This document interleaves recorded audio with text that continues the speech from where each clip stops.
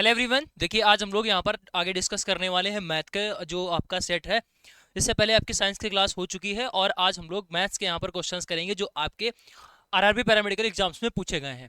ठीक है, तो यहाँ पर जैसा कि आप ये क्वेश्चन देख सकते हो, इसमें क्या बोला गया है, 93, 50, 7, 1 एक संख्या दे रखी है जिसमें आपको बोला गया है कि प्लेस वैल्यू के बारे में यहाँ पर पूछा गया है। ठीक है, तो जिन लोगों को नहीं पता उनको बता दें भाई, यहाँ पर आरआरबी पैरामेडिकल का जो नोटिफिकेशन अभी आउट होने वाला है उसके लिए आपकी ये जो पीवाईक्यू सीरीज चल रही है, ये पीवाईक्यू सीरीज जो है वो आरआरबी पैरामेडिकल वाले स्टूडेंट्स के लिए चल रही है, जिसमें हम लोग आरआरबी में पूछे गए, पैरामेडिकल में पूछे गए सारे के सारे क्वेश्चंस को हम लोग डिस्कस कर रहे हैं यहाँ पर सब्जेक्ट वाइज। जिसमें आपका मैथ का जो है वो अलग क्लासेस चल रही हैं, रीजनिंग की अलग क्लासेस चल रही हैं और आपकी साइंस की जो क्लासेस हैं वो अलग चल रही हैं, जीएस की क्लासेस अलग चल रही हैं। ठीक है, तो यही चीज आगे हम लोग कंटिन्यू कर रहे हैं, क्वेश्चंस को देख रहे हैं, पीवाईक्यू क्वेश्चंस के साथ में उनका जो है कंप्लीट डीप में एनालिसिस किया जा रहा है और इस एनालिसिस में लगभग हम लोग 5000 क्वेश्चंस का टारगेट लेकर चल रहे हैं। जब तक आपकी वैकेंसी का नोटिफिकेशन आउट होगा तब तक बहुत सारे क्वेश्चंस हो चुके होंगे। ठीक है, तो अगर आप इन क्लासेस को और इस सीरीज से नहीं जुड़े हो तो फटाफट जुड़ जाइए, सारे के सारे वीडियोस को देख लीजिए, बहुत ज़्यादा अभी कंटेंट नहीं हुआ है, अभी क्लासेस की स्टार्टिंग ही है और ये आपका मैथ की तीसरी क्लास ये होने वाली है। ठीक है, चैनल पर अगर आप पहली बार आए हैं तो जरूर से इसको सब्सक्राइब कर लीजिएगा। नमस्कार दोस्तों, मेरा नाम है विशाल भाई पटेल, स्वागत है आप सभी का आपके अपने यूट्यूब चैनल एजुकेशन मसाला पर। देखिए यहाँ पर जो क्वेश्चन बोला गया है इसमें स्थानीय मान यानी प्लेस वैल्यू के बारे में बोला गया है। तो दो बातें आपको पता होनी चाहिए। ठीक है, दो बातें पता होनी चाहिए, एक आपका होता है place value, place value free के नंबर आपको मिल जाएंगे अगर ये बातें पता हैं, और एक आपके पास में होता है फेस वैल्यू। ठीक है, फेस वैल्यू एक होता है प्लेस वैल्यू और एक होता है आपका फेस वैल्यू, प्लेस वैल्यू और ये आपका हो गया फेस वैल्यू। ठीक है, अब ये दोनों में फर्क क्या होता है, सिर्फ इतना समझो, प्लेस का मतलब है कि आप जिस प्लेस पर बैठे हो उसकी इंपॉर्टेंस, जिस प्लेस पर बैठे हो उसकी इंपॉर्टेंस यानी वो बदलती रहेगी। अगर प्लेस बदलेगा तो आपकी इंपॉर्टेंस जो है वो बदलेगी। अगर अभी आप जो है बेरोजगार हो तो आपकी इतनी इंपॉर्टेंस नहीं है, लेकिन कल को आप किसी पोस्ट पर चले जाते हो यानी आपका जो प्लेस है वो बदल गया तो फिर आपकी इंपॉर्टेंस बढ़ जाएगी। ये इस यहाँ पर भी कुछ ऐसा ही मतलब है। तो प्लेस वैल्यू का मतलब क्या हो जाएगा, प्लेस वैल्यू का मतलब ये हो जाएगा हर एक डिजिट की अपनी एक प्लेस वैल्यू होगी, फेस वैल्यू होगी।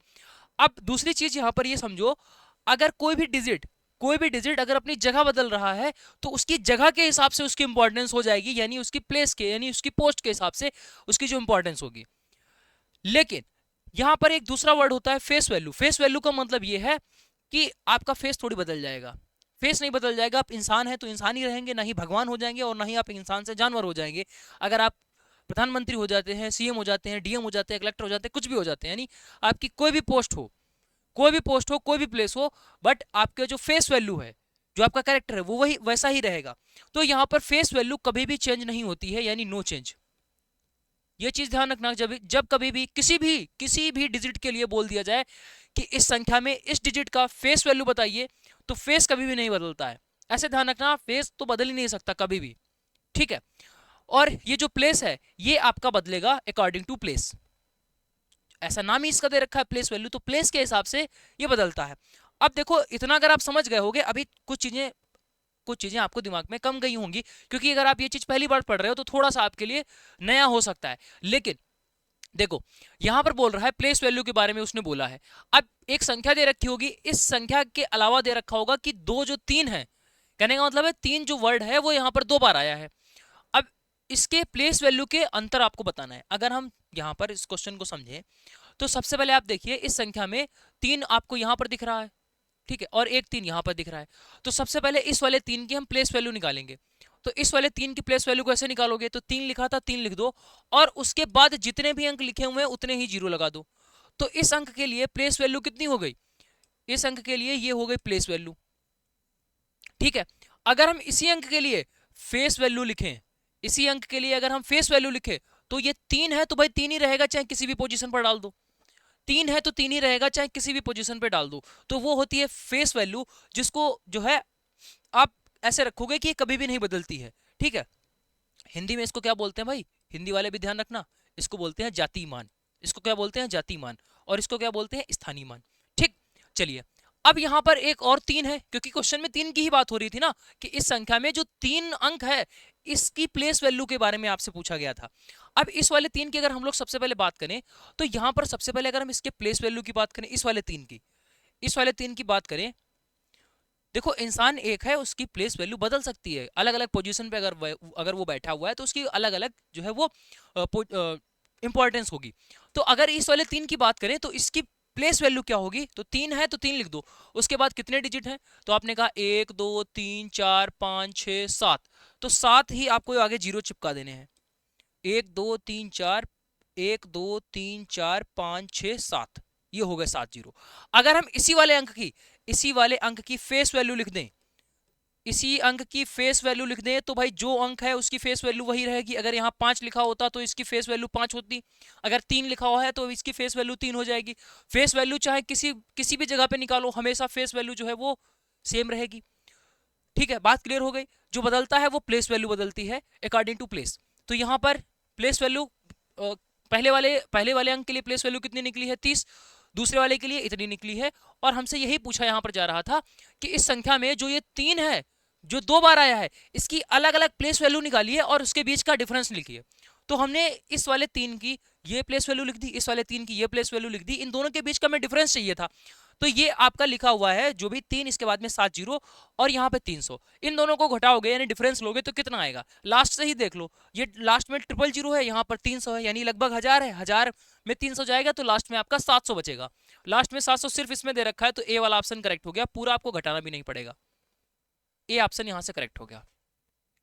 तो ये जो है वो फ्री के नंबर है, केवल एक छोटा सा कॉन्सेप्ट पता होना चाहिए, प्लेस वैल्यू क्या है, फेस वैल्यू क्या है। हालांकि इस क्वेश्चन में सिर्फ प्लेस वैल्यू के बारे में पूछ रहा था, लेकिन जरूरी नहीं है कल को जो आपसे क्वेश्चन पूछा जाए एग्जाम में उसमें प्लेस ही पूछे, फेस भी पूछ सकता है। तो हमने ये भी चीज आपको क्लियर करवा दी।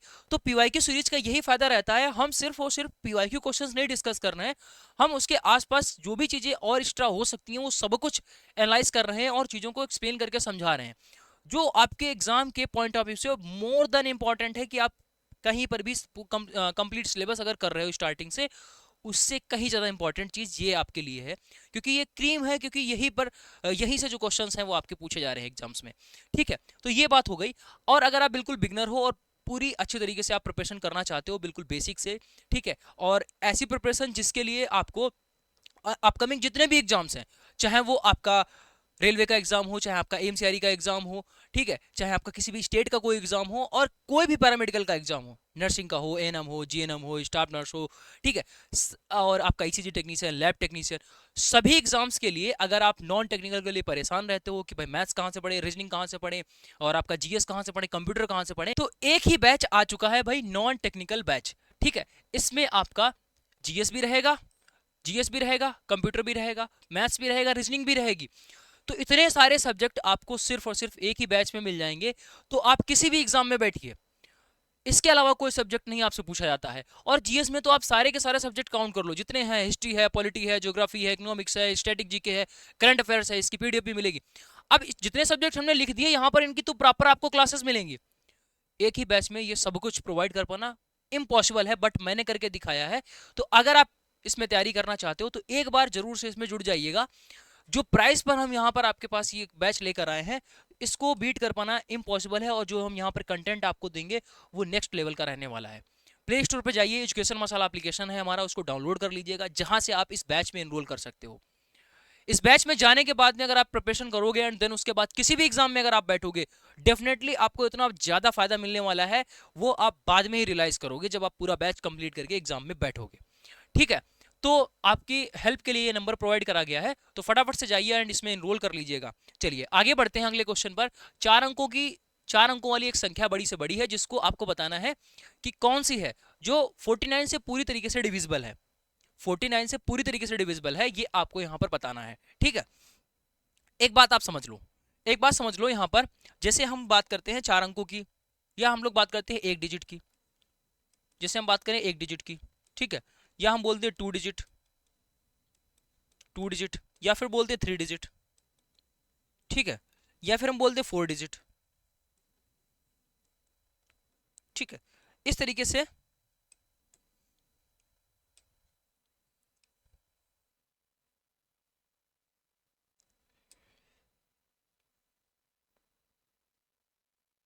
ये आपका यहाँ पे लिखा हुआ है।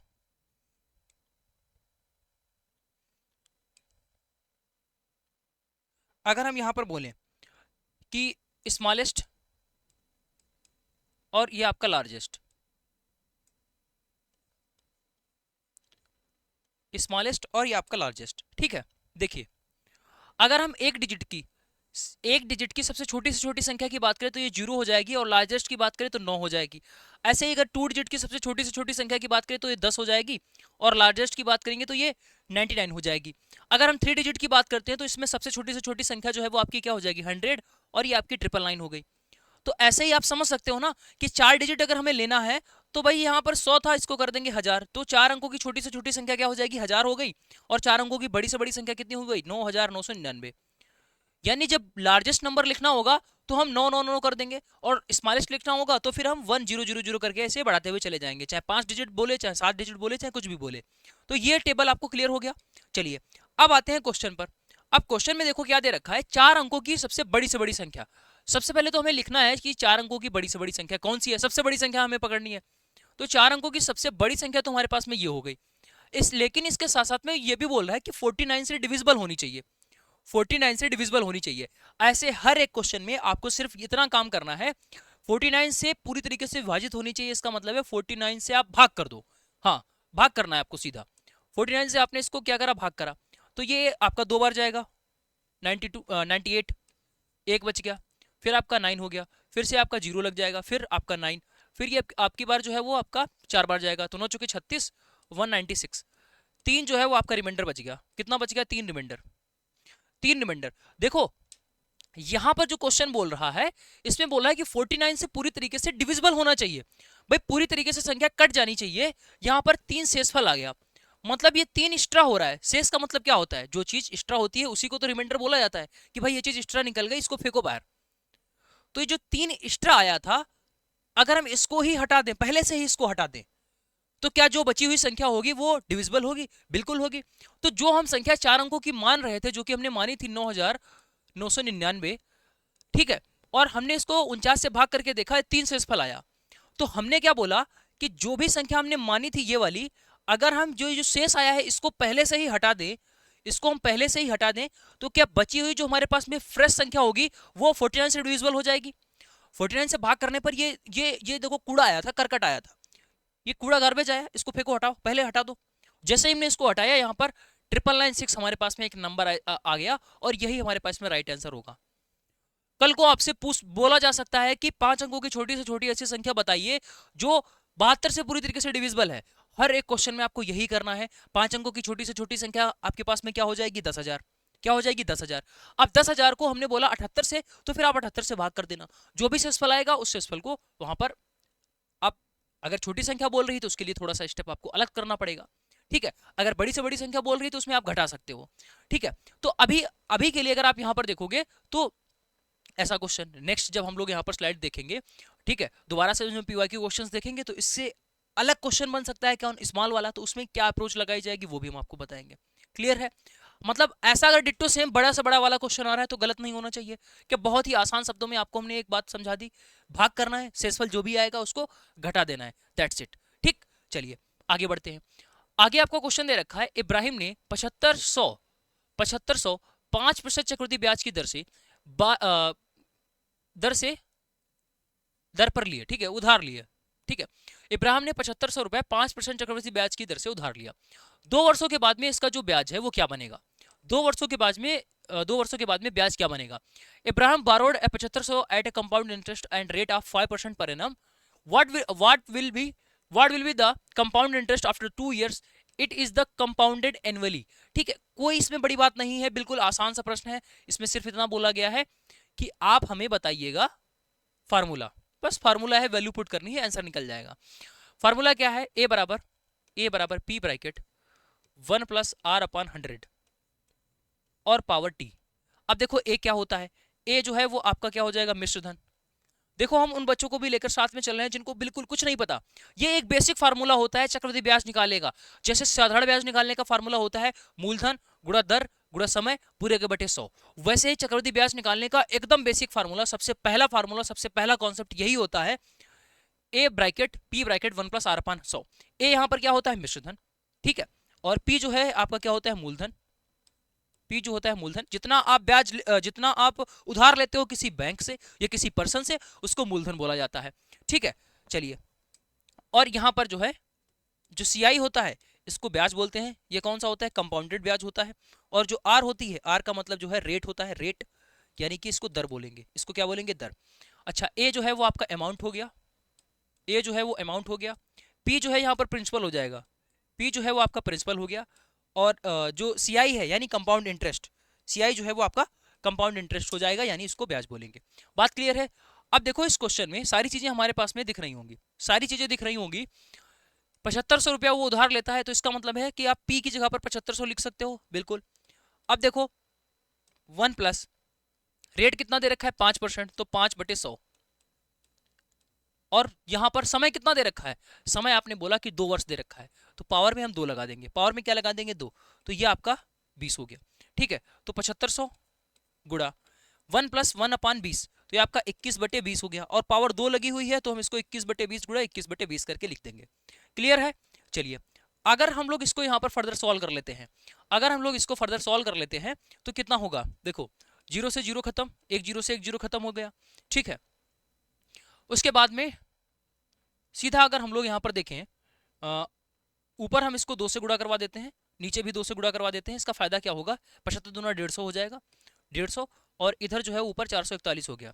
बटे में आपका क्या हो जाएगा 8, बटे में क्या हो जाएगा 8। चलो अब मल्टीप्लाई कराना थोड़ा सा एज कंपेयर टू पहले आसान हो गया।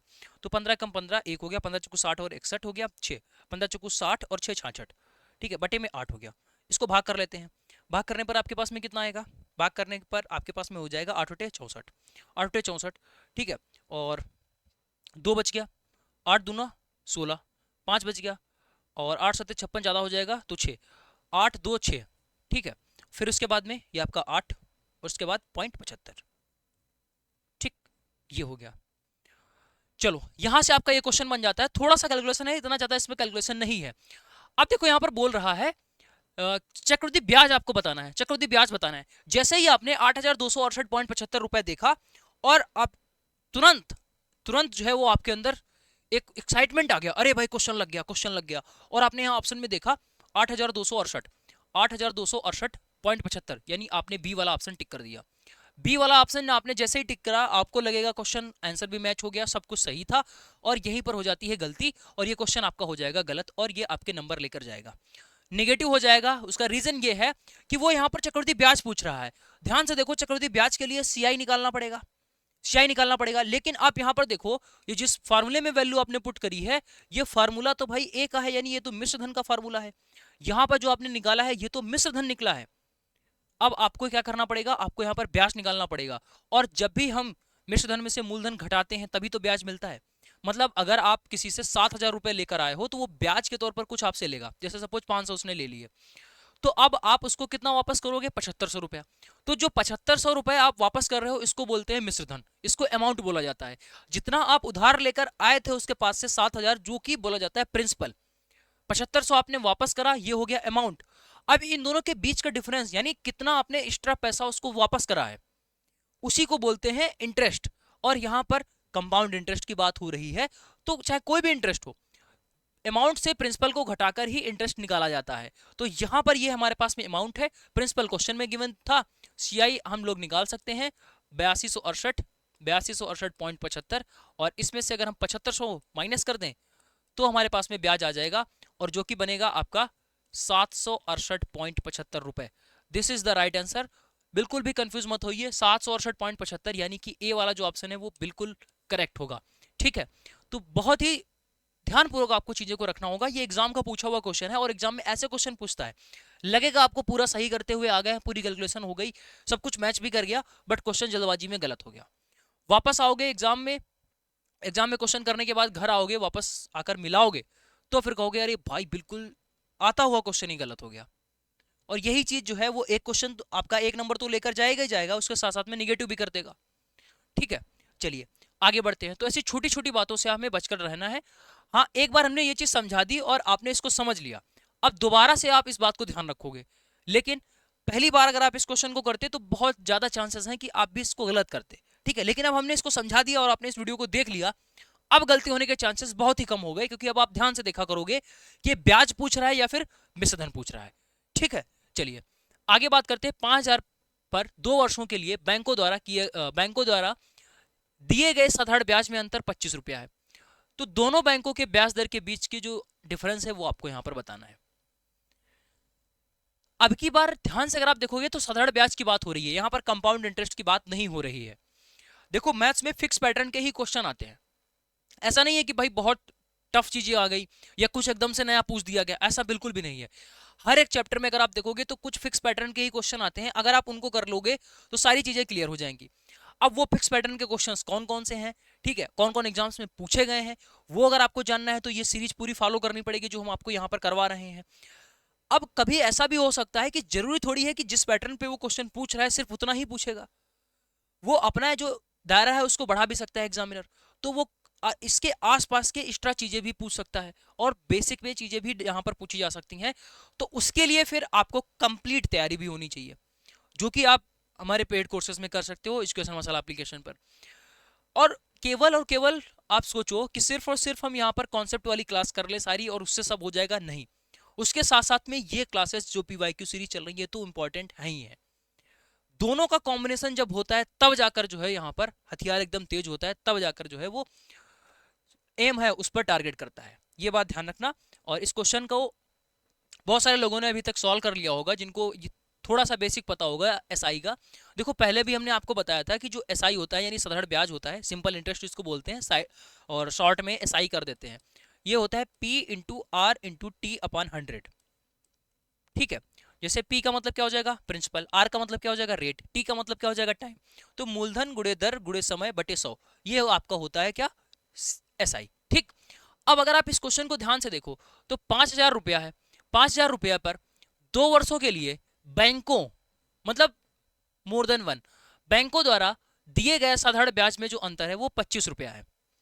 एक पर्सन है, पहले वो एक बैंक में जाता है 5,000 रुपया लेकर, तो उसको कुछ साधारण ब्याज मिलता है 2 सालों में, और फिर दूसरा पर्सन जो है वो 5,000 दूसरी बैंक में जाता है और उसको जो ब्याज मिलता है वहां पर वो कुछ दूसरा मिलता है। दोनों में अलग अलग ब्याज था और हमने दोनों ब्याज को क्या करा कंपेयर कर दिया, और जब हमने दोनों ब्याज को कंपेयर करा तो हमने देखा कि 25 रुपए का यहाँ पर डिफरेंस आ रहा है। यहां पर क्वेश्चन में हमसे बोला गया है कि ब्याज दर के बीच का जो अंतर है वो हमें बताना है। चलो अगर आप सबसे पहले ध्यान से देखो, पहला पर्सन जो है वो 5,000 रुपए लेकर जाता है, 5,000 रुपए लेकर जाता है कोई फलानी बैंक के पास में, जिसका रेट जो है वो R1% रेट चल रहा है, ठीक है। और देखो टाइम दोनों में सेम है, 2 वर्षों के लिए, 2 वर्षों के लिए ही जाता है, ठीक है। तो यहां पर 2 ईयर्स। चलो अब उसके बाद में दोबारा से एक पर्सन वही 5,000 रुपए लेकर जाता है, 2 सालों के लिए लेकर जाता है, 2 ईयर्स, ठीक है। और उसके बाद में यहां पर अब की बार जो रेट है वो हमें नहीं पता, मतलब पहले जो है रेट R1 था, अब की बार हमने सोच लिया कि भाई R2 होगा, क्योंकि दोनों बैंकों का रेट दे ही नहीं रखा ना। अब दो बैंक है तो दोनों का रेट अलग अलग होगा, तभी तो यहां पर डिफरेंस आ रहा है ना एसआई के बीच में। अब यहां से हम सिंपल इंटरेस्ट निकालेंगे, यहां से सिंपल इंटरेस्ट निकालेंगे, दोनों इंटरेस्ट को जो है वो सब्सट्रैक्ट कर देंगे, दोनों इंटरेस्ट को क्या करेंगे सब्सट्रैक्ट कर देंगे, और जैसे सब्सट्रैक्ट करोगे तो आपके पास में फाइनल आंसर बन जाएगा। लेकिन मैं बोलता हूं इतना सब करने की आपको नीड नहीं है, इतना सब करने की नीड नहीं है, ठीक है। एक बेसिक सा काम आप ये कर सकते हो, ऐसे कर सकते हो, देखो ये आपका SI1 क्या हो जाएगा 5,000, 5,000 गुणा R1, वही आपका फार्मूला मूलधन गुणा दर गुणा समय बटे 100, ठीक है। यहां से आपका SI2 ये आपका क्या हो जाएगा 5,000 गुणा 2 गुणा R2 अपान में 100। अब यहां से SI1 निकला, यहां से SI2 निकला, इन दोनों को सब्सट्रैक्ट करेंगे, सब्सट्रैक्ट करके जो है वो 25 के बराबर करेंगे, ठीक है। और वहां से इक्वेशन बनेगी, इसको सॉल्व कर लेंगे। बट मैं ये बोलता हूं कि भाई इतना सब कुछ करने की नीड नहीं है, इतना सब कुछ करने की नीड नहीं है। सिर्फ आप, ये तो बेसिक हो गया, सिर्फ आप अगर ये कॉन्सेप्ट फॉलो कर लेते हो यही वाला कि हम सीधा 5,000 लिखेंगे, सीधा 5,000 लिखेंगे, टाइम कितना दे रखा था 2 साल, और यहां पर जो रेट दे रखा है उसको R ही मान लेंगे, बटे में 100 कर देंगे। जो यहां पर SI होता था उसकी जगह पर हम ये वाला ही रख देंगे, ठीक है। यहां पर इसकी जगह पर यही रख देंगे, क्या हो जाएगा 25, और इसको सॉल्व करो, 00 से 00 खत्म हो गया, तो R बराबर क्या हो जाएगा 25, R बराबर क्या हो गया 25, और इधर है 100, तो बटे में आपका 100 आ जाएगा। तो r बराबर क्या हो गया 1/4, और 1/4 क्या होता है 0.25। क्वेश्चन खत्म, क्वेश्चन खत्म। 0.25% ए वाला ऑप्शन सही हो जाएगा। देखो आर की वैल्यू जो भी आती है हमेशा उसको अपने आप प्रतिशत उसको लगा दिया करो। आर की जो भी वैल्यू आए उसमें हमेशा अपने आप प्रतिशत लगा दिया करो। ठीक है, तो 1/4 आया था तो 0.25 होता है, तो 0.25% इसका राइट आंसर हो गया। दो बैंक अलग से आपको R1 R2 ये सब करने की नीड नहीं थी, सीधा वही एक फार्मूला, मूलधन हमने लिख दिया, यहाँ पर हमने रेट लिख दिया और यहाँ पर हमने टाइम लिख दिया। मूलधन गुणे दर गुणे समय पूरे के बटे में 100, बस ये। और उसके बाद में यहाँ पर जो आपका साधारण ब्याज बराबर में आता था, यहाँ पर हमने उसको अंतर को लिख दिया। ठीक है, चलिए आगे बढ़ते हैं। अगला क्वेश्चन देखिए, 5.52 माइनस 2.3 का स्क्वायर प्लस ऐसे करते हुए आपका ये दे रखा है। एक तो आपका यहाँ पर ये क्या हो गया बोर्ड मास का। सबसे पहले ऐसा कोई एग्जाम नहीं जिसमें बोर्ड मास का क्वेश्चन ना पूछा जाए, और हर एक सेट में आपको दिख रहा होगा कि बोर्ड मास जरूर आ रहा है। इसमें देखो सबसे पहले हम लोग छोटा ब्रैकेट, फिर उसके बाद मंझला ब्रैकेट और बड़ा ब्रैकेट को सॉल्व करते हैं। ऑफ का मतलब क्या होता है, ऑफ का मतलब बेसिकली गुणा ही होता है, लेकिन उसको पहले से किया जाता है।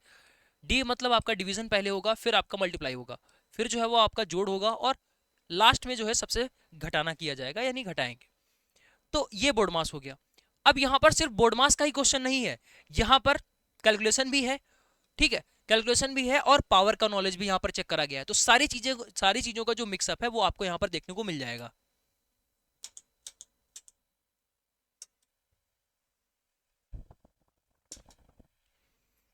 ठीक है, चलिए सॉल्व करते हैं। देखिए 5.52 माइनस ये आपका 23 का स्क्वायर कितना होता है, 23 का स्क्वायर होता है 529, तो ये 5.2 हो गया। ठीक है, प्लस ये देखो 0.8 का क्यूब लिखा हुआ है, तो इसको क्या लिख सकते हो 0.8 क्यूब। ठीक है, ऐसे लिख दीजिए, कोई दिक्कत वाली बात नहीं है। आगे दे रखा है गुणा 0.12। अब देखो सबसे पहले यहाँ पर क्या करना पड़ेगा, भाग, ये आपको भाग दिख रहा है ना, तो सबसे पहले आपको भाग ही करना पड़ेगा। जैसे ही भाग करोगे तो बटे में आपका क्या चला जाएगा 0.4 की पावर 4, 0.4 की पावर 4 लिखा हुआ है। आगे क्या है -3.14। अब यहां पर कैलकुलेशन समझो, ये हमें भाग करना है, इसके साथ में ये गुणा भी दे रखा है, तो ये पूरा का पूरा यहां पर सॉल्व होगा। ये पूरा का पूरा इतना सिस्टम जो है वो आपका आगे सॉल्व होगा। चलो पहले इतने को ही अलग सॉल्व कर लेते हैं, इतने पोर्शन को ही अलग सॉल्व कर लेते हैं, क्योंकि देखो ये बटे में है और ये आपका गुणा में है, तो सब कुछ जो भी यहाँ पर कट पिट रहा है उसको सब कुछ काट पीट लेते हैं अलग। तो देखो 0.8 ये क्यूब लिखा हुआ है, तो इसको हम 3 बार लिख लेंगे, गलत नहीं होगा। और ये 0.12 हो गया, पूरे के बटे जो है वो 0.4 जो है वो कितनी बार लिखा गया है, 4 बार लिखा गया है, तो इसको भी हम लोग 4 बार लिख लेंगे।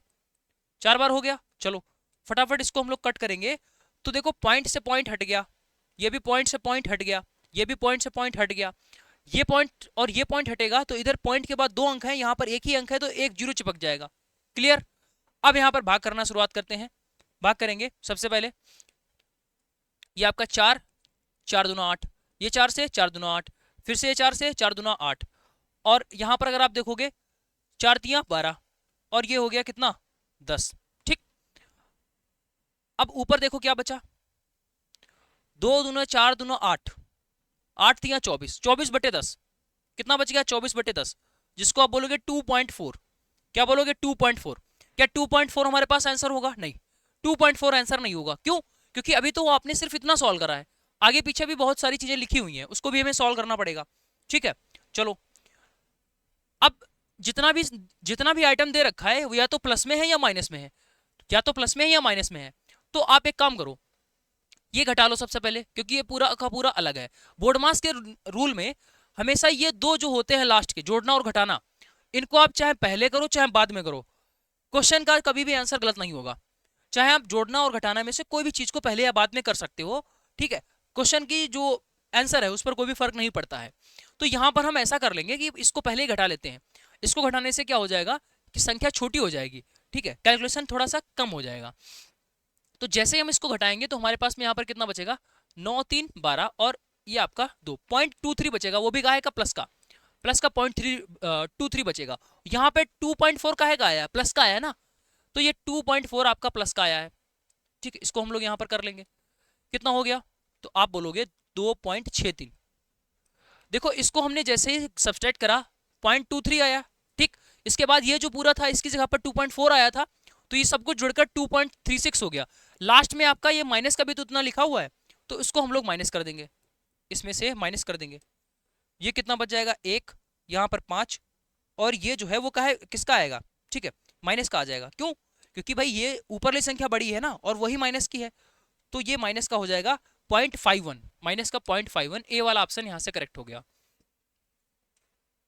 तो थोड़ा सा कैलकुलेशन हो सकता है इस वाली पूरी कहानी को, ठीक है, आप यहां पर शिफ्ट कर सकते थे, ठीक है, कि अलग इसको हमने सॉल्व कर लिया और सॉल्व करके 2.4 जो है उसको यहां पर लेकर आए हैं।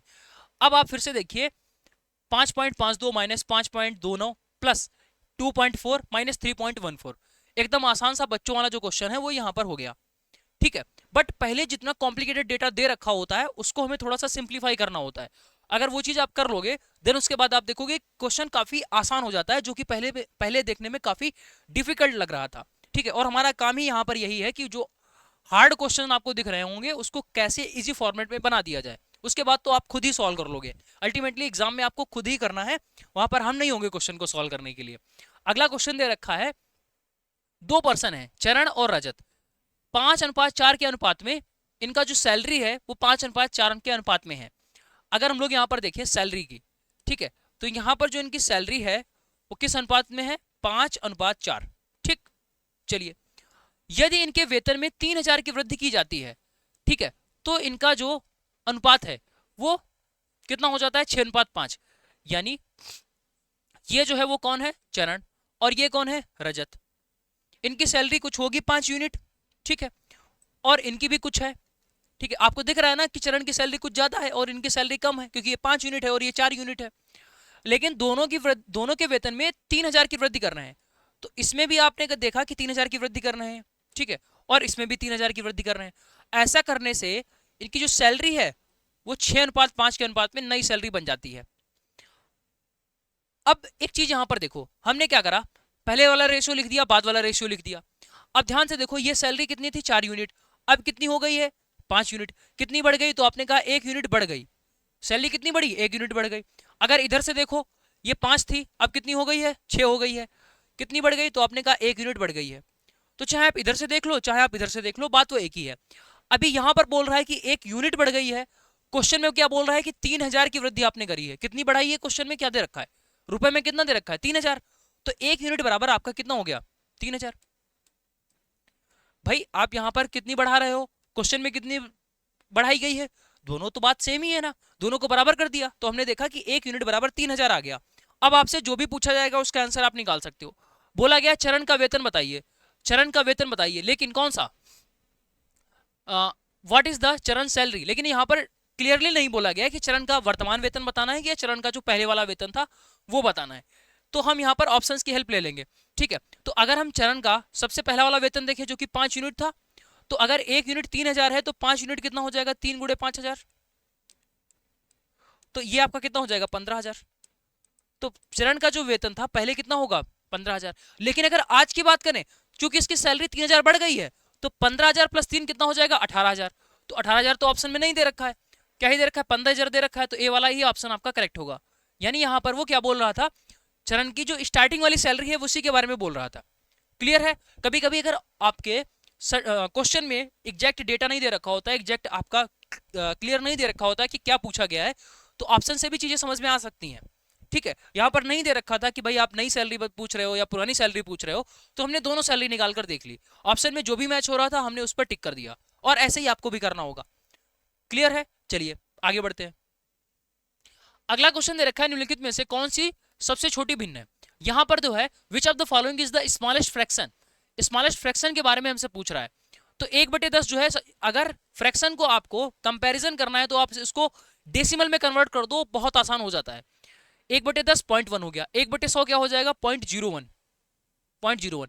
9/1000 क्या हो जाएगा, 0.009, कितना हो जाएगा, 0.009। जितने जीरो होते हैं पॉइंट के बाद में उतने ही अंक लिखे होने चाहिए, जितने जीरो हैं पॉइंट के बाद उतने ही अंक होने चाहिए, ठीक है। ऐसा समझ लिया करो कि अगर आपका ये जो 1 है, 1 बदल जाता है किसमें, पॉइंट में, और उसके बाद जितने जीरो लगे होते हैं उतने यहां पर अंक होने चाहिए। बात समझ में आ गई, ठीक है। अब आप यहां पर देखो, 2 जीरो है, पहले इनको काट लो, दो जीरो हैं, इनको सबसे पहले क्या करो, कट कर लो, 2 जीरो से 2 जीरो खत्म, तो क्या बच गया, 5/100 बच गया। भाई ये जो संख्या लिखी थी इसको हमने सिंप्लीफाई कर लिया इस तरीके से। अब इसको आप क्या लिखोगे, देखो 0.05। अब बताओ इसमें सबसे छोटी संख्या कौन सी है, अब इसमें से सबसे छोटी संख्या कौन सी है बताइए, 0.1 है, 0.01 है। तो यहां पर जो है पूछा गया था सबसे छोटी भिन्न, तो सबसे छोटी संख्या हमारे पास में ये हो जाएगी। और ये आया कहां से है, ये आपका इससे आया है, 9 बटे वाले से आया है, तो 9 बटे 1000 जो है वो सबसे छोटी संख्या हो जाएगी। क्लियर है। अभी यहां पर आप लोग कमेंट करोगे कि इसमें से सबसे लार्जेस्ट संख्या कौन सी है, लार्जेस्ट वाली कौन सी है, ये जो चीज है इसका आंसर आप लोग कमेंट बॉक्स में बताइएगा डेफिनेटली, क्योंकि यहां पर हमने सब कुछ लिख भी दिया है। अब आपको खुद से दिमाग लगाना है कि इनमें से सबसे बड़ी संख्या कौन सी है, जिसका आंसर आप लोग हमें नीचे कमेंट बॉक्स में बताएंगे। अगर चैनल पर पहली बार आए हैं तो सब्सक्राइब कर लेना। ये पैरामेडिकल के लिए ये जो चैनल है वो बिल्कुल वरदान साबित होने वाला है, क्योंकि हम लोग यहाँ पर पीवाईक्यू क्वेश्चंस को बहुत डीप में बहुत अच्छे तरीके से डिस्कस कर रहे हैं, जिसमें आपको कंप्लीट क्लासेस के साथ साथ में आपको इसका जो पीडीएफ है वो भी प्रोवाइड करा जा रहा है, चाहे वो जीएस का हो, चाहे वो आपका मैथ्स का हो, चाहे वो रीजनिंग का हो, चाहे वो आपका साइंस का हो। तो जुड़ जाइएगा और चैनल को सब्सक्राइब कर लीजिएगा। क्वेश्चन जो हम पूछ रहे हैं उसका आंसर आप लोग कमेंट करके जरूर से जरूर बताइएगा, ठीक है। चलिए आगे बढ़ते हैं। आगे बढ़ने से पहले फिर से आपको एक बार याद दिला दें कि अगर आप पैरामेडिकल के किसी भी एग्जाम्स के लिए प्रिपरेशन कर रहे हो, नॉन टेक्निकल की वजह से आपका सिलेक्शन बार बार रुक जा रहा है, या फिर आप 1-2 नंबर से रह जा रहे हो, तो उसका रीजन ही नॉन टेक्निकल ही है। अब उस नॉन टेक्निकल जो आपके सिलेक्शन में बाधा क्रिएट कर रहा है, उसका बेस्ट सोल्यूशन हमारे पास में आ चुका है।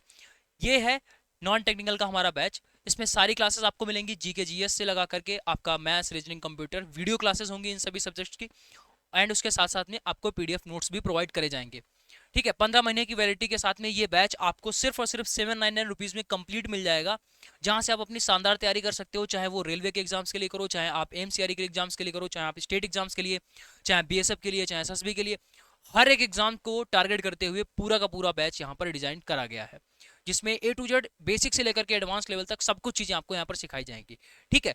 तो ये वन शॉट सोल्यूशन है, जब आप इस बैच में एनरोल होगे तो आपको खुद ही लगेगा कि बेस्ट कंटेंट आपको यहाँ पर प्रोवाइड करा गया है, ठीक है। चलिए प्ले स्टोर पे जाइएगा, एजुकेशन मसाला एप्लीकेशन है हमारा, उसको डाउनलोड कर लीजिएगा, जहां से आप इस बैच में एनरोल कर सकते हो।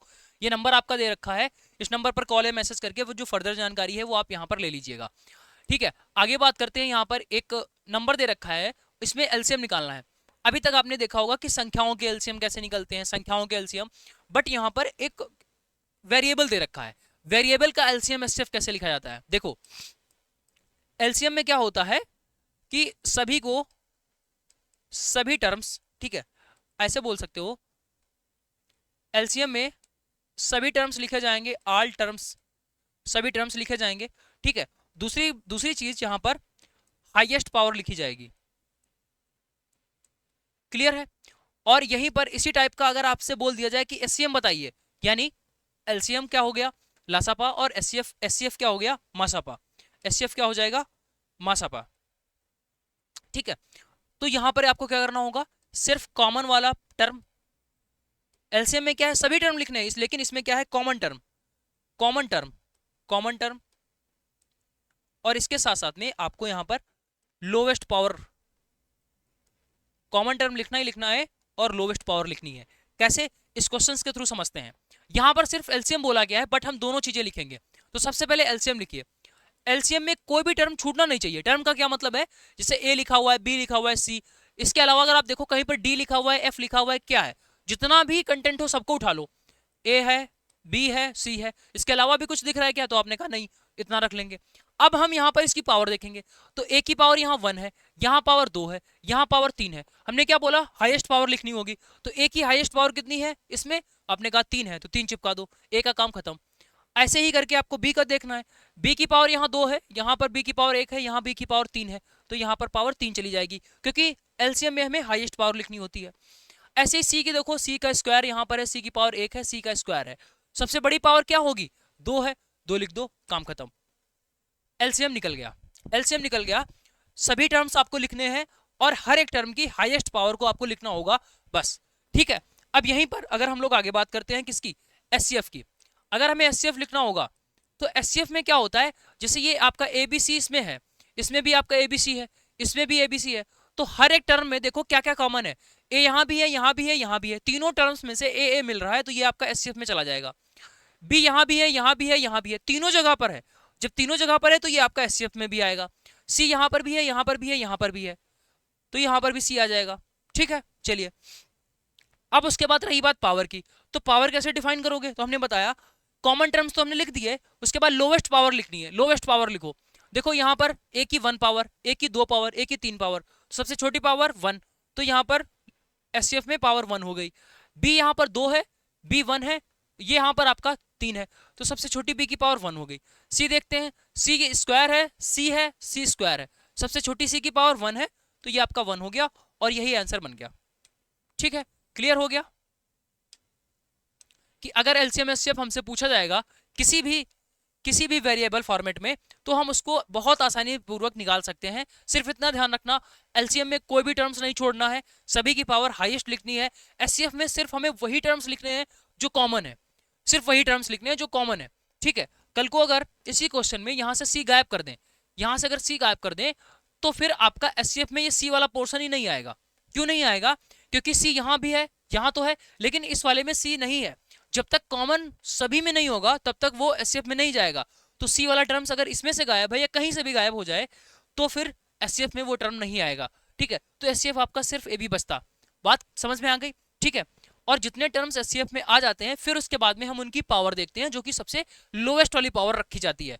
ठीक है, तो ये कॉन्सेप्ट कैसा लगा कमेंट करके जरूर बताइएगा। आगे बढ़ते हैं, आगे देखिए क्वेश्चन दे रखा है बहुत ही अच्छा। ठीक है, बहुत ही शानदार क्वेश्चन लिखा हुआ है। एक छात्र को संभवतः अधिकतम अंकों में से कुछ अंक प्राप्त हुए, प्रतिशत के रूप में ये 75% थे। ठीक है, एक बहुत बढ़िया क्वेश्चन जिसको आप बोलेंगे इस सेट में अगर देखा जाए तो इस क्लास का सबसे बेस्ट क्वेश्चन ये होने वाला है। ठीक है, तो एक छात्र को संभवतः अधिकतम अंकों में से कुछ अंक प्राप्त हुए, कितने नहीं पता, लेकिन हाँ परसेंटेज में अगर पूछा जाता तो हम बोल सकते थे कि इसमें जो है वो 75% उसने मार्क्स गेन करे। चलो, यदि एक प्रश्न एक अंक का, यदि प्रश्न पत्र में एक अंक का एक और प्रश्न जोड़ दिया गया होता और इसने उसका उत्तर सही दिया होता, ठीक है, तो उसके प्राप्तांक का जो प्रतिशत है वो 76% हो जाता। आपको बताना है कि मैक्सिमम कितने नंबर थे, मैक्सिमम मार्क्स आपको यहां पर बताने हैं। चलो, हमें मैक्सिमम मार्क्स नहीं पता है भाई, नहीं पता है क्योंकि क्वेश्चन में दे ही नहीं रखा है, तो हम कैसे बता सकते हैं? तो एक काम करते हैं, हम मैक्सिमम मार्क्स को x मान लेते हैं। सपोज मान लेते हैं कि मैक्सिमम मार्क्स कितने हो गए x, मैक्सिमम मार्क्स जो है वो x है, यानी पेपर हमारा जो है वो x नंबर का है। वो 100 नंबर का भी पेपर हो सकता है, वो 50 नंबर का भी पेपर हो सकता है, 300 नंबर का भी पेपर हो सकता है। ठीक है, इस तरीके से चलिए, तो ये x नंबर का हमारे पास में पेपर है। अगर पहली लाइन को फिर से पढ़ो कि एक छात्र संभवतः अधिकतम अंकों में से कुछ अंक प्राप्त करता है, प्रतिशत के रूप में ये 75% थे।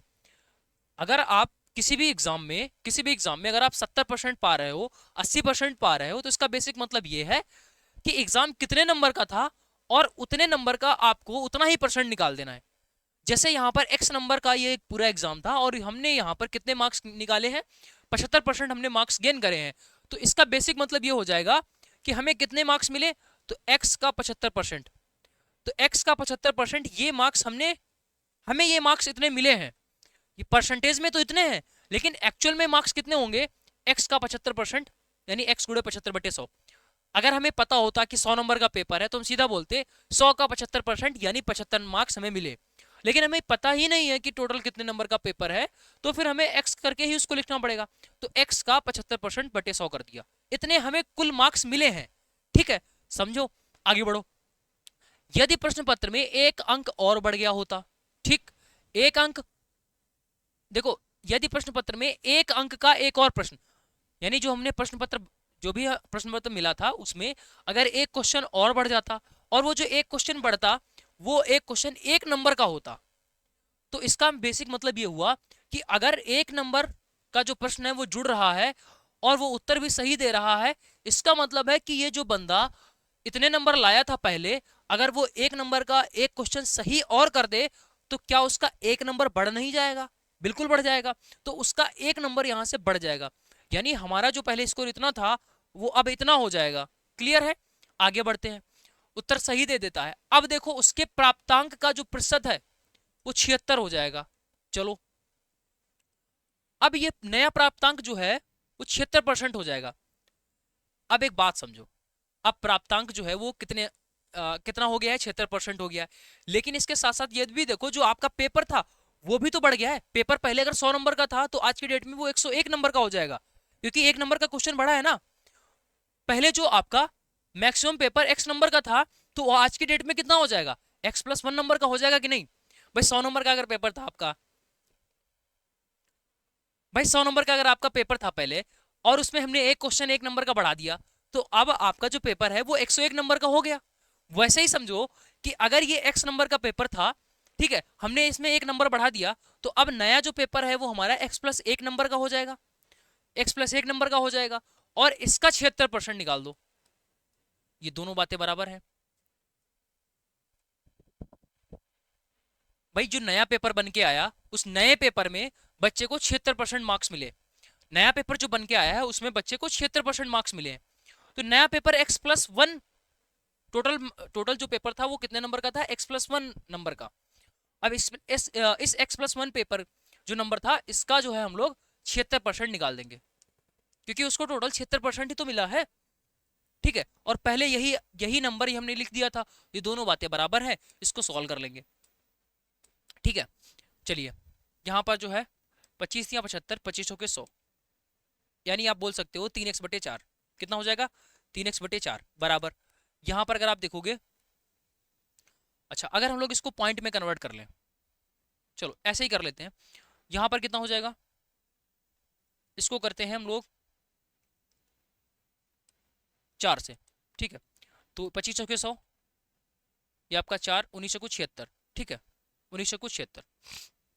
चलिए, तो यहाँ पर आपका क्या हो जाएगा, मल्टीप्लाई 19x प्लस 19, ठीक है, 19x प्लस 19 पूरे के बटे 25, क्रॉस मल्टीप्लाई करवा देंगे तो कितना हो जाएगा, 75x बराबर 1976x प्लस कितना हो जाएगा, 9 चौके 36। और यहां से जो है वो हमारा कितना हो जाएगा, x बराबर, ठीक है, यहां से जो है हमारे पास में, अच्छा 3x+4, ये आपका +1 इधर छूटा हुआ है, इधर भी, इधर आपका ये +1, 3x+4 +1 यहाँ पर आपका छूट गया, ठीक है। इसको करेक्ट करेंगे, ये आपका 3x+4, 3x/4 +1, ठीक है, ये इस तरीके से, ठीक है।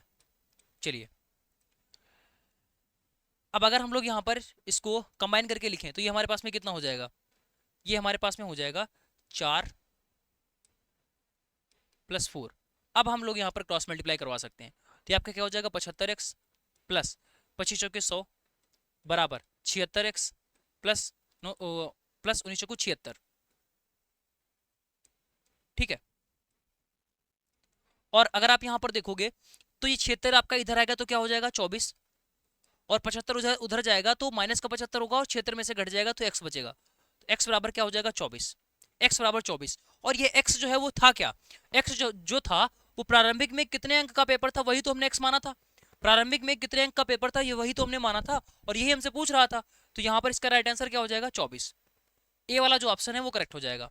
पहले के मार्क्स हमसे पूछे गए थे, अगर पूछा जाता कि बाद में कितना मार्क्स हुआ है तो बाद में 25 हो जाएगा, बाद में क्या हो जाएगा, 25 हो जाएगा, क्योंकि बाद में 1 नंबर बढ़ गया ना, 1 नंबर का एक क्वेश्चन आपने बढ़ाया, 24 नंबर का पेपर था, 1 नंबर और बढ़ जाएगा, 25 हो जाएगा। लेकिन हमसे क्वेश्चन में पहले का ही तो पूछ रहे थे, तो हम पहले का ही यहाँ पर रखेंगे, 24 इसका राइट आंसर हो जाएगा।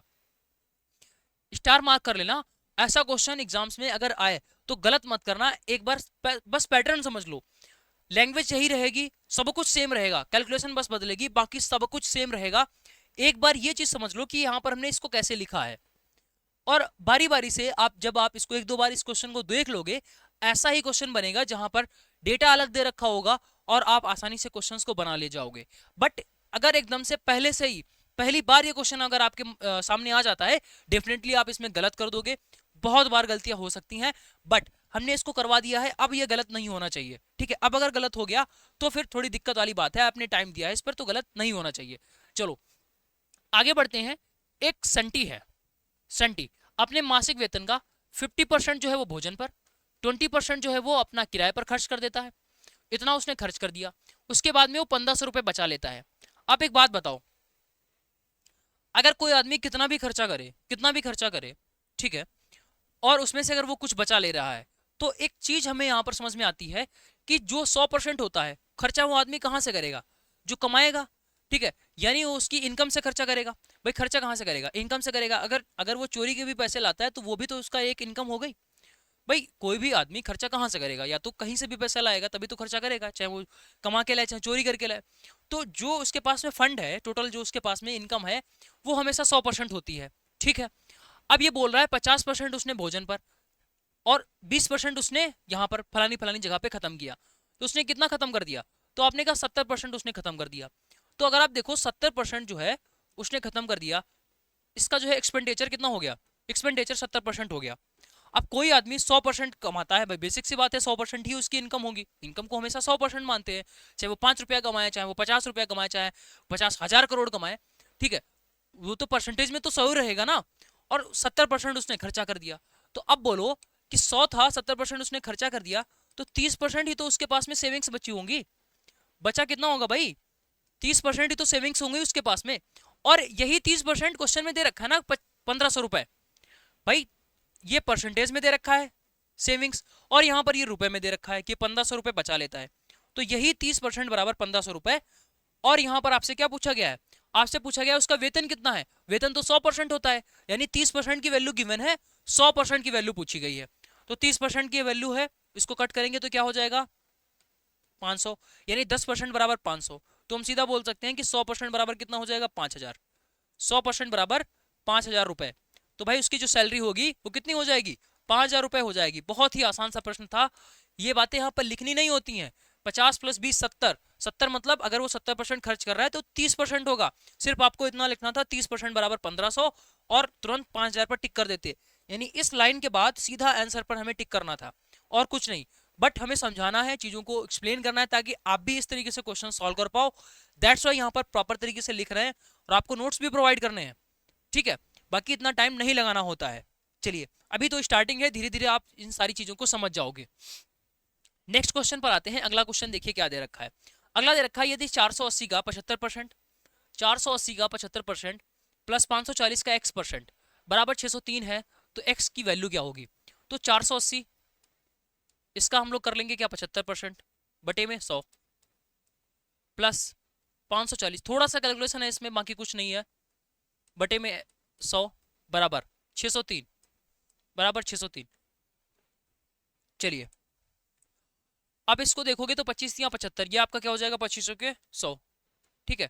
इसको कट करोगे तो 4 कम 4, 4 दूना 8, 0, 12 तिया 36, 360 प्लस यहाँ पर 0 से 0 ये खत्म हो जाएगा, और ये आपका 27 हो गया, और इधर जो है वो आपका 5 हो गया। यानी हम बोल सकते हैं 27x बटे 5 बराबर कितना? 603। अब ये इधर जाएगा तो माइनस का हो जाएगा, 27x बटे 5 बराबर 603 माइनस का 360। तो 603 इधर है और 360 इधर है, घटा लेंगे तो ये 3 हो गया और 4, और इसको बोल सकते हैं हम लोग 243। कितना? 243, ठीक है। चलिए अब यहां पर देखोगे तो 27 नवा, 27 नवा होता है 243, 27 नवा 243, ठीक है। 9 7 63 और 6 18 6 24, बिल्कुल। तो x बराबर कितना हो जाएगा? 9 गुणे 5 यानी 45। तो x बराबर आपके पास में कितना हो गया? 45। यानी डी वाला जो ऑप्शन है वो आपका यहाँ से करेक्ट हो जाएगा। मतलब कैलकुलेशन था इसमें, और इस सच इसमें और भी कोई भी चीज नहीं थी डिफिकल्ट जो करने वाली हो। अब थोड़ा सा लॉजिकल क्वेश्चन है, मतलब एक बार आप देख लीजिए इस क्वेश्चन को। टाइम स्पीड एंड डिस्टेंस का क्वेश्चन है। बोला गया है दो बिंदु हैं, कोई भी दो बिंदु है, एक पॉइंट ये है और एक पॉइंट ये है। दो बिंदुओं के बीच की दूरी जाते समय, मतलब दो बिंदुओं के बीच की दूरी जाते समय 60 की स्पीड से, मतलब जब कोई आदमी इधर से इधर जा रहा है तो 60 किलोमीटर पर आवर की स्पीड से जा रहा है, ठीक है। और वापसी यात्रा के दौरान 40 किलोमीटर पर आवर की स्पीड से जो है वो ट्रेवल करता है। जा रहा है तो इतने की स्पीड से, वापस आ रहा है तो 40 किलोमीटर पर आवर की स्पीड से, ठीक है। यदि उसने कुल 5 घंटे का समय यहां पर लिया जाने में, और टोटल वापस आने में कुल इसने कितना समय लिया? 5 घंटे का। तो आपको बताना है दोनों बिंदुओं के बीच की एक तरफा दूरी कितनी होगी। एक तरफा दूरी आपसे पूछ रहा है। चलो हम यहाँ पर सपोज मान लेते हैं कि एक तरफ की दूरी x है, इस पॉइंट से लगा करके इस पॉइंट के बीच की दूरी जो है वो x है। चलो हमें टाइम क्वेश्चन में गिवन है, क्वेश्चन में क्या गिवन है? टाइम गिवन है। तो हम टाइम का ही फार्मूला लगाएंगे। टाइम क्या होता है? Distance upon speed. Time distance upon speed होता है। अब देखो यहाँ पर जो टाइम दे रखा है वो टोटल टाइम दे रखा है, टोटल टाइम यानी जाने का भी टाइम और आने का भी टाइम। तो हम क्या करेंगे, जाने का टाइम अलग निकालेंगे, आने का जो टाइम है वो अलग निकालेंगे, दोनों को जोड़ देंगे और ऐसा करेंगे तो ये 5 घंटे के बराबर हो जाएगा, क्योंकि कुल टाइम यहाँ पर दे रखा है, कुल टाइम दे रखा है। अच्छा, अलग अलग टाइम क्यों लगा होगा, क्योंकि जाने की स्पीड अलग है, वापस आने की स्पीड अलग है, दैट्स वाई जो है वो टाइम भी अलग अलग लगा होगा। अगर आप तेजी से बाइक चलाते हो तो आप जल्दी पहुंच जाते हो, अगर आप धीमे धीमे बाइक चलाते हो शरीफ बच्चों की तरीके से तो आपको टाइम लगता है। ठीक है, तो वही चीज अगर स्पीड ज्यादा है तो आपको टाइम कम लगेगा। तो यहाँ पर स्पीड अलग अलग थी तो टाइम कॉमन सी बात है अलग अलग लगा होगा, तो हम अलग अलग ही टाइम निकालेंगे। लेकिन जब हम जाने का टाइम आने का टाइम दोनों को जोड़ देंगे तब ये टोटल 5 घंटा बन जाएगा। ठीक है, देखो जाने का टाइम, जाने का टाइम कैसे निकालोगे, तो टाइम बराबर होता है डिस्टेंस अपॉन स्पीड। डिस्टेंस कितनी है हमें नहीं पता, हमने एक्स मानी थी तो ये डिस्टेंस हो गई। स्पीड कितनी हो जाएगी, स्पीड हो गई 60। ठीक, तो ये जाने का टाइम आ गया। अब वापस आने का टाइम कितना होगा, फिर से वही फार्मूला, डिस्टेंस कितनी है भाई, फिर से डिस्टेंस उतनी ही है, बदल थोड़ी जाएगी, लेकिन अब की बार जो स्पीड है वो बदल जाती है जो कि है 40। तो ये जाने का टाइम हो गया, ये वापस आने का टाइम हो गया, ये एक टाइम ये भी एक टाइम। जब दोनों टाइम जुड़ते हैं तब ओवरऑल कितना टाइम आता है, 5 घंटा। तो ये 5 लिख दो। यहाँ किलोमीटर पर आवर है, ये भी किलोमीटर पर आवर है, और ये आपका आवर में दे रखा है, सारी यूनिट सेम है। ठीक, अब हम डायरेक्टली इसमें ऐसे ही कर लेंगे, कोई भी यूनिट कन्वर्जन का झंझट नहीं है हमारे पास। ठीक है, चलो एलसीएम हमारे पास कितना हो गया 120, यहाँ पर 2 और यानी 2x हो गया, और इधर 4 तियां 12, 3x हो गया बराबर 5। इधर देखोगे 5x बटे 120 कितना हो गया, 5x बटे 120 बराबर ये 5 है, तो 5 से 5 खत्म, x बराबर कितना हो गया 120, x बराबर 120। और x हमने क्या माना था, x हमने माना था कि इस पॉइंट से लगा करके यहां तक की दूरी, एक तरफ की दूरी 120, तो ए वाला ऑप्शन करेक्ट हो गया। कल को हमसे यह भी पूछा जा सकता है कि बताइए दोनों तरफ की दूरी क्या होगी, तो अगर एक तरफ की दूरी 120 है सेमी पॉइंट के बीच में और घूमकर आप वापस आ रहे हो तो फिर 120 कितना हो जाएगा 240। ठीक है, चलिए समझ में आ गया। ऐसे हमें यहाँ पर चीजों को करना होगा। एक ये लास्ट क्वेश्चन आपका है, इसके बाद में इस क्लास को हम लोग ओवर कर देंगे। कोई वस्तु 4 सेकंड में 15 मीटर और अगले 16 मीटर 2 सेकंड में चलती है, एवरेज चाल क्या होगी। देखो एवरेज स्पीड, एवरेज स्पीड का मतलब क्या होता है, एवरेज स्पीड जैसे आपका स्पीड का फॉर्मूला होता है, स्पीड बराबर क्या होता है, distance upon time. Average speed का क्या मतलब होता है, total distance upon total time, total distance upon total time, यानी कुल दूरी हमें लिखनी होती है। 15 मीटर की ये दूरी हो गई, 16 मीटर की ये दूरी हो गई, तो टोटल जो है वो डिस्टेंस कितनी हो गई, टोटल डिस्टेंस 15 + 16 बटे टोटल टाइम लिखना होता है, पहले 4 सेकंड लगा फिर 2 सेकंड लगा, तो बटे में टोटल टाइम हमने लिख दिया, बस हो गया क्वेश्चन। तो ये एवरेज स्पीड हमारे पास में यहाँ से निकल कर आ जाएगी। कितना हो गया 31/6, कितना हो गया 6 पंजे 30, एक बच गया, 6 कम 6, ये मीटर पर सेकंड। एवरेज चाहे देखो स्पीड आपकी चाहे एवरेज हो चाहे नॉर्मल हो, यूनिट जो है वो मीटर पर सेकंड ही रहेगा, मीटर पर सेकंड ही रहेगा। ठीक है, इस तरीके से तो डी वाला जो ऑप्शन है वो आपका करेक्ट हो जाएगा। जल्दबाजी में आप यहाँ पर बी वाला पर मत टिक करना, यूनिट भी देख लेना, ये यहाँ पर डिस्टेंस का यूनिट दे रखा है। हालांकि ये बात फिजिक्स में आप बहुत अच्छी तरीके से पढ़ोगे, ठीक है, बट यहाँ पर ये भी आपको मैथ्स में भी ये चीजें ध्यान रखनी है कि इसमें फर्क होता है, ये आपका डिस्टेंस है और ये आपका स्पीड दे रखी है। ठीक है, तो ये बात जो हम बार बार आपको बोल रहे हैं, इस नंबर पर आप कॉल या मैसेज करके आप आगे की जानकारी ले सकते हो। कैसी लगी क्लास कमेंट करके जरूर बताइएगा। ठीक है, और इसी के साथ ही हम लोग अपनी इस बात को यहीं पर खत्म करते हैं, और कल आपकी नेक्स्ट क्लास होने वाली है, और कोई भी डाउट है नीचे कमेंट बॉक्स में जरूर पूछ लीजिएगा, और मिलते हैं नेक्स्ट क्लास में, तब तक के लिए जय हिंद।